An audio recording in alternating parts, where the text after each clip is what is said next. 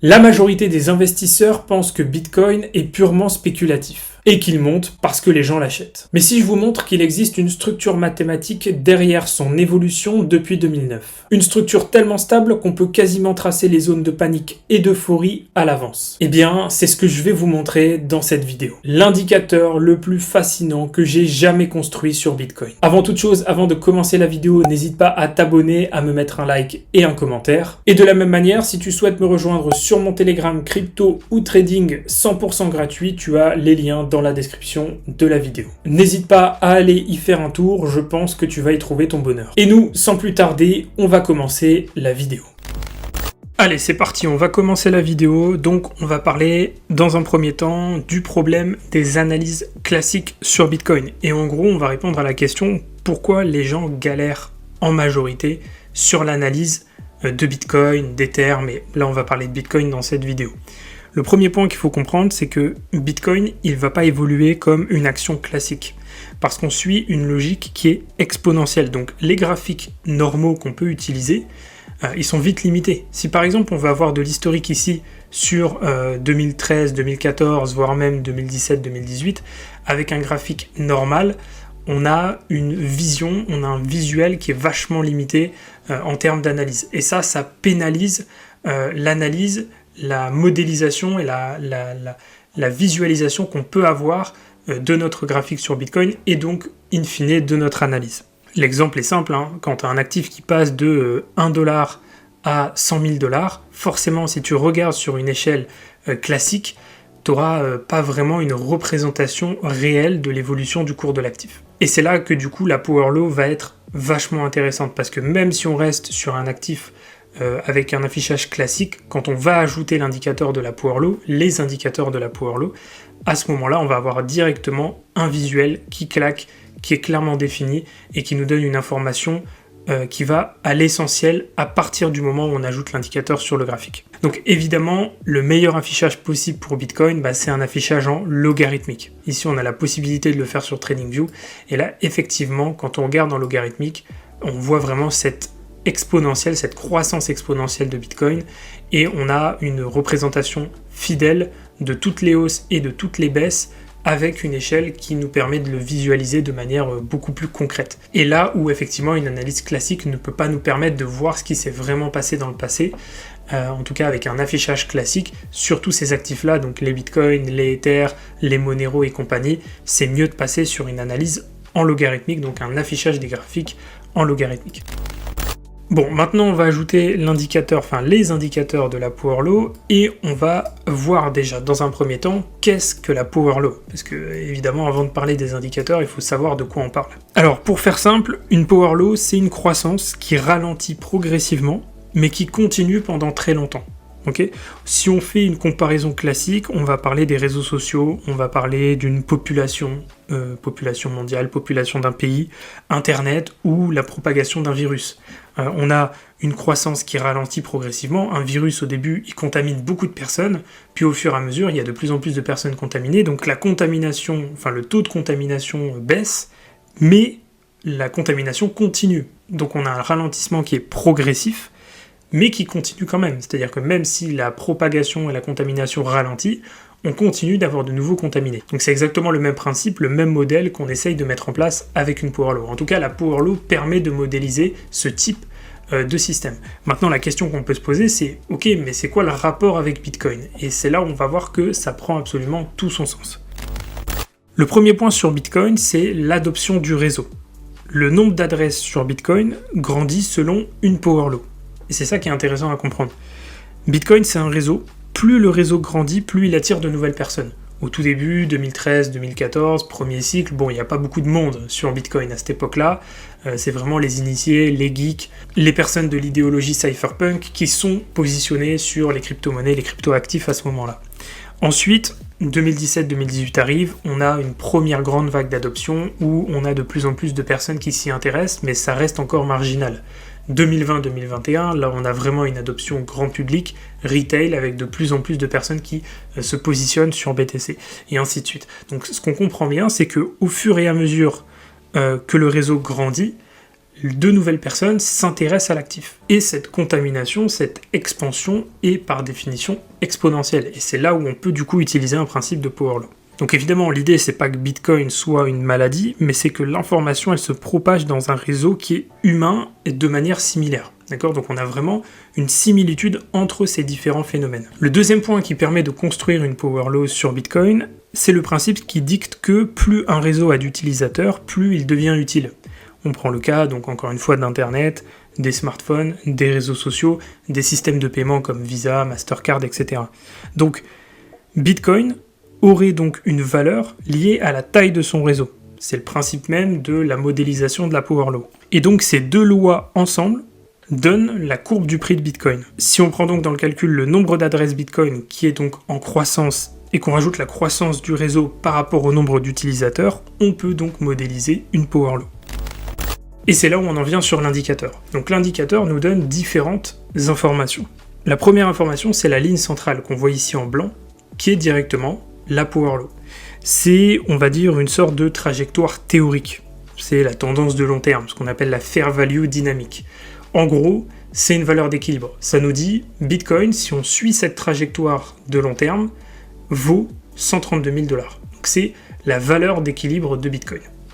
Ensuite, autour de ça, on peut construire ce qu'on appelle des écarts-types. Donc -1, -2, -3, donc pour les écarts-types en dessous de la power law, et +1, +2, +3 pour les écarts-types qui sont au-dessus de la power law.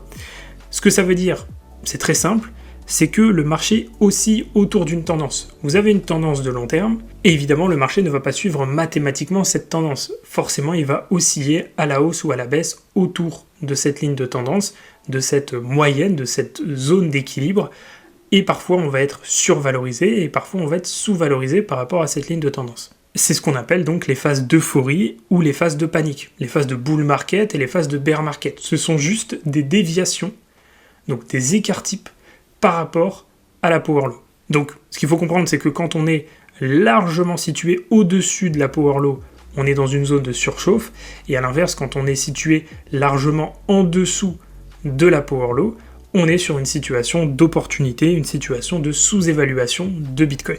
Donc ce qu'il faut retenir, c'est que la power law qu'on a ici, donc la ligne blanche avec le petit encadré ici qui nous donne 132 000 $, c'est la route, c'est le chemin, c'est la ligne autour de laquelle on est censé naviguer. Et derrière, les écarts-types, c'est les excès. C'est les excès émotionnels du marché, excès émotionnels d'euphorie, donc à la hausse, excès émotionnels de panique, donc cette fois-ci à la baisse. Donc si vous comprenez, quand on est sur les bandes basses, notamment sur l'écart-type -1, et ben on est sur une zone de peur. D'accord ? Donc de peur extrême, c'est historiquement des niveaux très intéressants pour se positionner, on reviendra sur ça après.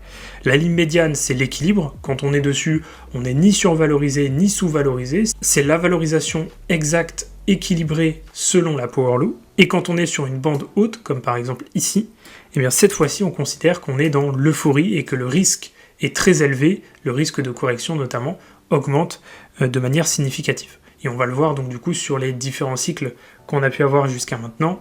On a à peu près 15 ans d'historique sur la power law, donc ça fait quand même quelque chose d'assez solide. Donc on va prendre en premier cas d'analyse la période 2020-2021. Donc 2020-2021, qu'est-ce qu'on repère sur le graphique ? Eh bien lorsqu'on passe l'écart type 1 de la power law ici, on commence à voir des signaux de vente.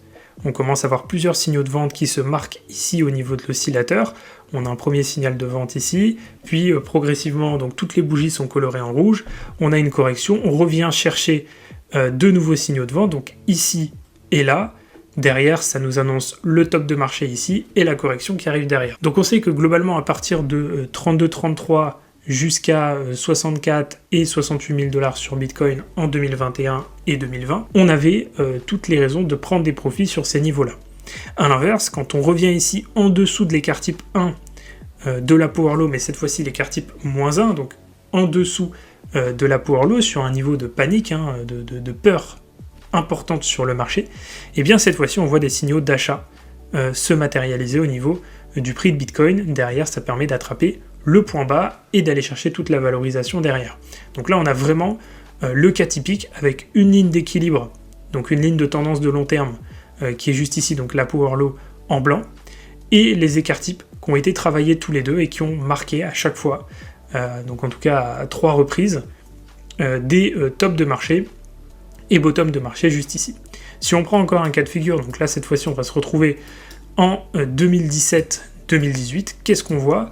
Eh bien donc au niveau de l'oscillateur, on arrive ici, on a un premier signal de vente, on vient chercher le deuxième écart type, donc cette fois-ci vraiment une euphorie extrêmement importante, on marque un deuxième signal de vente, vous voyez ici sell fort, donc là on est vraiment sur le top du top de l'euphorie, derrière ça marque le top de marché, une fois le signal de sell, et on entame le bear market. Le bear market ne vient pas repasser sous l'écart type -1 de la power low.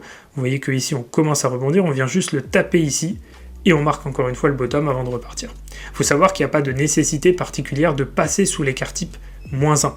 Juste un touch, donc un contact avec l'écart type -1, peut suffire pour marquer un bottom sur Bitcoin.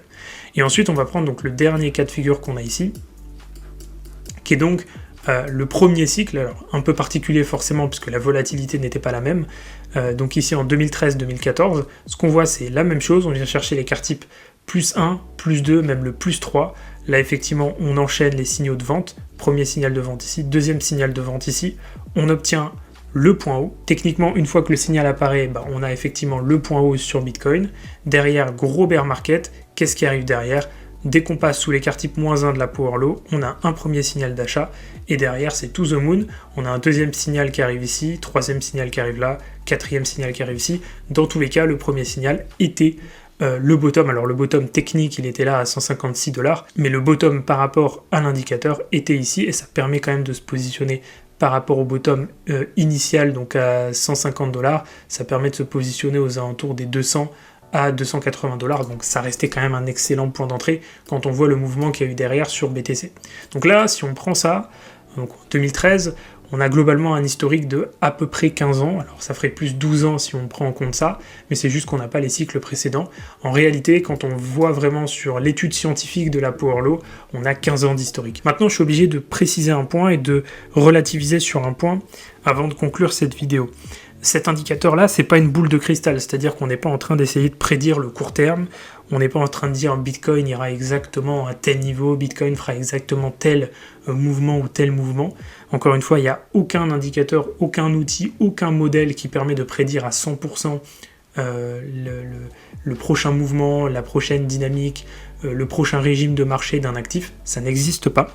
Le but, c'est de voir, de modéliser les potentiels scénarios qui peuvent arriver sur Bitcoin, et surtout de comprendre Bitcoin dans une dynamique globale que juste, ok, c'est un actif spéculatif qui a beaucoup de volatilité et qui monte quand les gens cherchent à l'acheter et baisse quand les gens le vendent. Bon, ça reste très basique comme réflexion, le principe de l'offre et de la demande. Sauf que si on réfléchit avec une dynamique autour d'une power law et qu'on modélise Bitcoin par rapport à cette adoption, cette croissance du réseau et cette dynamique exponentielle, et ben en fait on se rend compte que Bitcoin suit une règle mathématique sur les 15 dernières années, en tout cas depuis sa création. Et c'est là où c'est intéressant, parce que quand on le modélise de cette manière-là, ça nous permet de prendre du recul et de comprendre Bitcoin d'une manière totalement différente. Évidemment, si le comportement du réseau de Bitcoin change radicalement, le modèle peut se casser. Ça, c'est le côté prise de recul que j'ai sur ma vidéo et sur ce que je vous partage.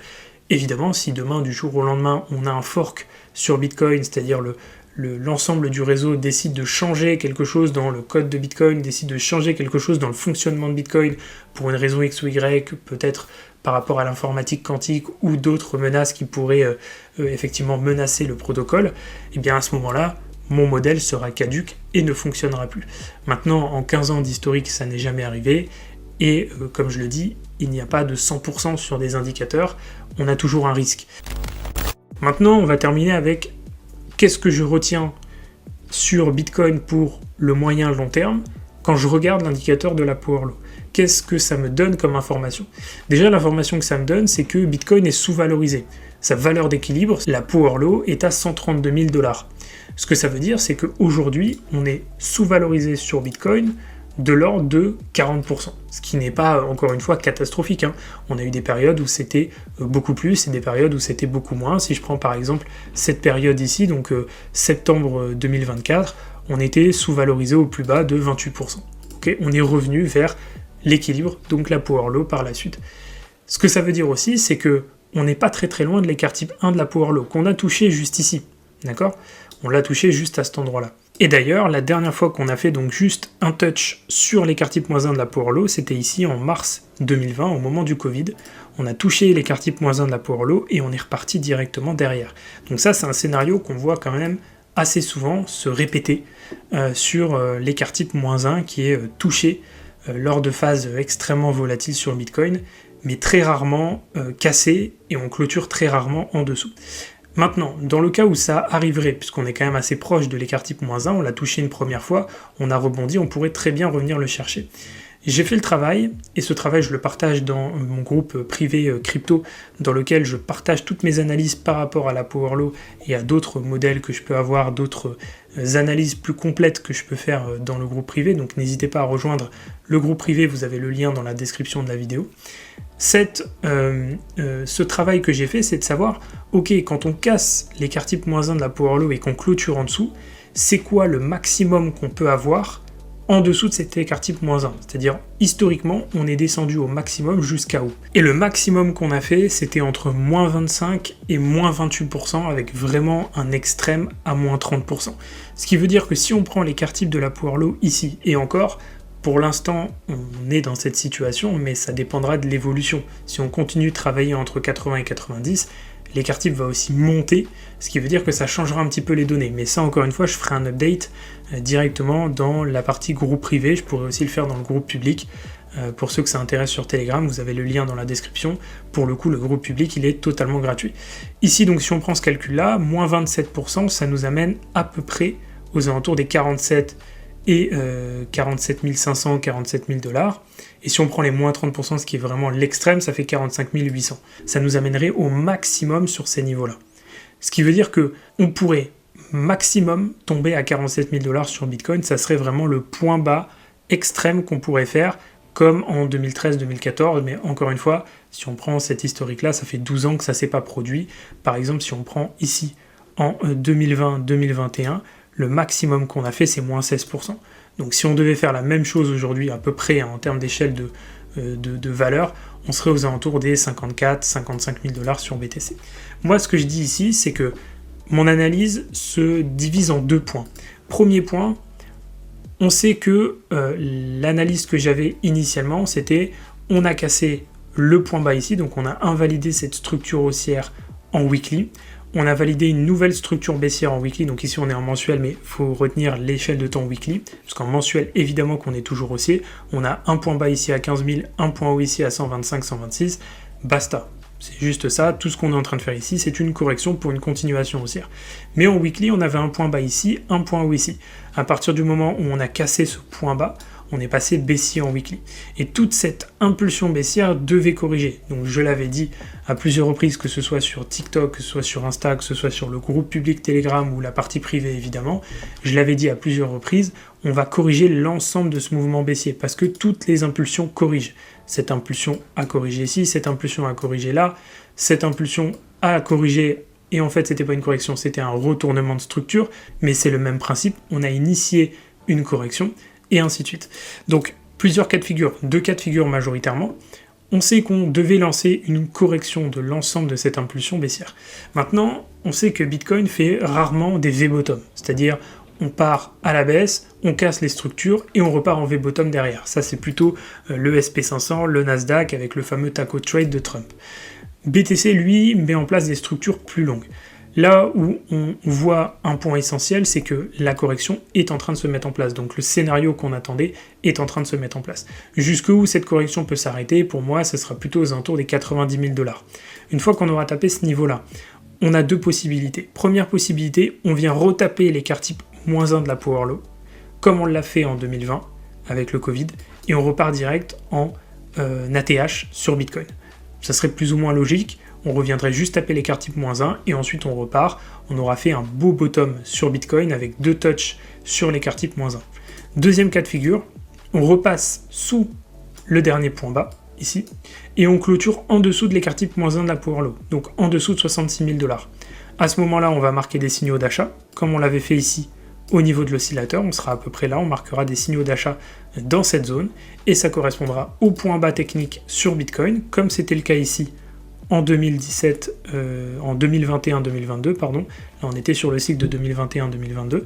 Comme on l'a fait ici en 2022, deux bougies en dessous de l'écart type -1 de la Power Law, on clôture en dessous, on a deux signaux d'achat, un signal d'achat et une deuxième bougie verte. C'est exactement ce que j'attends ici pour vraiment correspondre à cette structure. On sait que quand on clôture en dessous de l'écart type -1, on a des signaux d'achat et ça correspond à des bottoms techniques sur Bitcoin. Donc ça se ferait globalement entre les 66 000 $ et les 60 000 $ au maximum. On sait qu'on peut descendre jusqu'à 50-55 si on se base sur les -15, -16% qu'on a eu en 2020-2021. Donc ça serait dans tous les cas dans cette zone ici. On marquerait un bottom là-dedans, et on irait chercher un nouvel ATH par la suite. Donc pour moi, le bottom de Bitcoin, il est soit déjà fait, parce que si on revient travailler l'écart type 1 de la Power Law, on ne reviendra pas faire un nouveau point bas, soit il n'est pas encore fait, mais on est très proche de le faire, et globalement, on n'ira pas chercher ce que tous les mecs nous disent sur les réseaux sociaux, les 30 000, les 32 000, les 38 000, les 40, 41, 42, ou ceux qui disent 20 000 $, etc. On n'ira pas chercher ces niveaux-là. Pourquoi ? Parce que déjà, aller chercher 30 ou 32 000, ça voudrait dire qu'on passerait en dessous de l'écart type -2 de la Power Law, donc en dessous de 33 000 $, ce qu'on n'a jamais fait en 15 ans d'historique. Donc encore une fois, ça peut arriver. Je dis pas que ça peut pas arriver, c'est qu'une question de probabilité. Mais en termes de probabilité, si c'est un scénario qui s'est jamais produit en 15 ans d'historique, ça serait complètement débile de parier sur ce scénario-là pour espérer se positionner sur Bitcoin, parce que la probabilité que ça n'arrive jamais et que du coup tu puisses jamais te positionner, elle est relativement forte. Là où effectivement le scénario de touch sur l'écart type -1 ou de clôture juste en dessous pour marquer un bottom et aller chercher un ATH est un scénario qui s'est produit à chaque reprise, à chaque bear market sur les 15 dernières années. Donc c'est un scénario qui est beaucoup plus probable que le scénario avec un Bitcoin à 30 000 $ ou 32 000 $, etc. Donc là, c'est qu'une question de probabilité. Moi, mon but, c'est d'aller vers ce qui est le plus probable. Ensuite, où est-ce qu'on pourrait prendre nos profits par rapport à ça ? Bon, là-dessus, c'est très simple. On a la PL, donc la Power Law, qui est à 132 000 $. Repasser à ce niveau-là, déjà, sur la valeur d'équilibre, ça serait un beau premier take profit. Et ensuite, l'idée, c'est d'aller chercher l'écart type +1. Donc à 264 000 $ sur BTC. Donc voilà pour ça, vous avez donc l'explication de la Power Law, qu'est-ce que c'est ? Donc c'est un système, une modélisation qu'on peut utiliser aussi dans plein de domaines. Donc encore une fois, j'ai pris l'exemple des maladies virales, de la croissance d'une population, de l'adoption d'Internet, etc. Donc tous les systèmes qui ont une croissance avec une vocation exponentielle, c'est-à-dire des systèmes qui se basent sur le fait qu'au début, il n'y a pas beaucoup de monde qui se positionne, puis il y en a de plus en plus, et le nombre de personnes arrivant en attire de plus en plus, et ainsi de suite, et ainsi de suite. Donc c'est des systèmes qui sont très connus, Internet on connaît tous, des maladies virales, on l'a vu avec la pandémie du Covid, et Bitcoin fonctionne exactement de la même manière. Plus Bitcoin avance dans le temps, donc plus on avance dans l'époque, 2017, 2018, 2020, 2021, 2024, 2025, plus on retrouve d'utilisateurs sur le réseau Bitcoin, plus il y a de personnes qui s'intéressent à cette technologie et à cet actif. Donc on est vraiment dans cette croissance exponentielle, et comme je le disais en début de vidéo, le meilleur exemple pour ça, c'est que pour pouvoir lire correctement un graphique de Bitcoin, on est obligé de se mettre en échelle logarithmique. Donc on est bien sur une logique de croissance exponentielle. Et donc pour l'instant, tant que ce modèle continue à être la vérité, c'est-à-dire tant que ça continue à fonctionner de cette manière-là, eh bien le système de la Power Law est pour moi la meilleure modélisation pour pouvoir représenter correctement la valeur de Bitcoin aujourd'hui, en tout cas essayer de la modéliser avec des niveaux, avec des seuils qui sont très intéressants pour pouvoir savoir quand est-ce qu'on est sous-évalué, quand est-ce qu'on est surévalué, et quels sont les niveaux qui vont être intéressants sur l'actif pour se positionner à l'achat, ou pour pouvoir vendre, ou pour pouvoir savoir quand on est à l'équilibre, etc. Ensuite, je vous ai expliqué globalement quelle était mon analyse sur Bitcoin par l'intermédiaire de l'indicateur, enfin des indicateurs entourant la Power Law. Évidemment, comme je le disais tout au long de la vidéo, si vous souhaitez avoir un update par rapport à cet outil, si vous souhaitez savoir comment va évoluer la Power Law, le prix de Bitcoin par rapport à la Power Law, et comment va évoluer mon analyse aussi par rapport à ces éléments-là, je vous invite à rejoindre le canal Telegram public, déjà, qui est 100% gratuit. Me suivre aussi sur mes différents réseaux sociaux. Je fais souvent des lives sur TikTok où on analyse Bitcoin par le prisme de la Power Law. Donc ça peut être intéressant si vous souhaitez avoir un update par rapport à ça. Et évidemment, si vous souhaitez aller plus loin, vous avez le canal privé, donc l'accompagnement crypto privé, où là, effectivement, je vais beaucoup plus loin dans mes analyses et je suis aussi beaucoup plus récurrent, avec une fréquence beaucoup plus élevée, forcément, puisqu'il y a une exigence qui est tout autre que dans la partie gratuite. Voilà pour ça, j'espère que j'ai fait le tour par rapport à ça. Si vous avez des questions, si vous voulez plus d'éléments, si vous voulez que je complète mon explication autour de la Power Law ou autour de cette modélisation, n'hésitez pas à me le dire dans les commentaires. Et en attendant, je vous laisse avec l'outro de la vidéo.